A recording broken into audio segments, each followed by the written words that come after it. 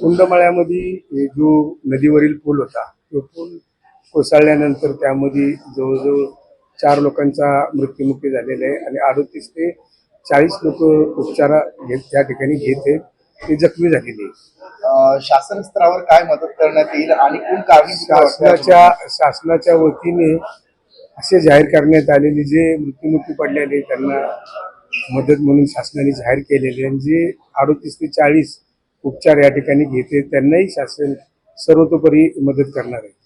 अतिशय दुर्दैवी घटना घडली आहे, काय सांगाल कुणासमोर म्हणजे कुणाच्या कारणामुळे नाही तसं बघितलं तर गेली 2-4 दिवसापासून अति जोराचा पाऊस पूर्ण जिल्ह्यामध्ये काही महाराष्ट्रामध्ये होत असताना आम्ही पाहत असताना बघतोय. खरं तर तो ब्रिज ज्या ठिकाणी कोसळलाय ते एक पर्यटन स्थळ म्हणून त्या ठिकाणी बरीच लोक पिंपरी चिंचवड तळेगाव या परिसरामधून त्या ठिकाणी येत असतात आणि अशा पद्धतीने ज्या ठिकाणी महाराष्ट्रामध्ये अशा पद्धतीचे जे पूल आहेत त्या पुलांचं खरं तर शासनाला ऑडिट करून त्यांनी जे कामं ज्या ठिकाणी जे ब्रिज असतील त्या ठिकाणी पावसामध्ये जी लोक त्या ठिकाणी पर्यटन स्थळावर जी लोक जातात त्या लोकांना जाण्यासाठी त्यांनी शासनाने बंदी घातली पाहिजे.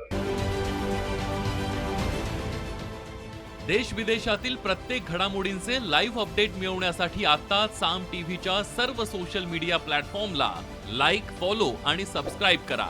तसंच सर्व नोटिफिकेशनसाठी बेल आयकॉन प्रेस करायला विसरू नका.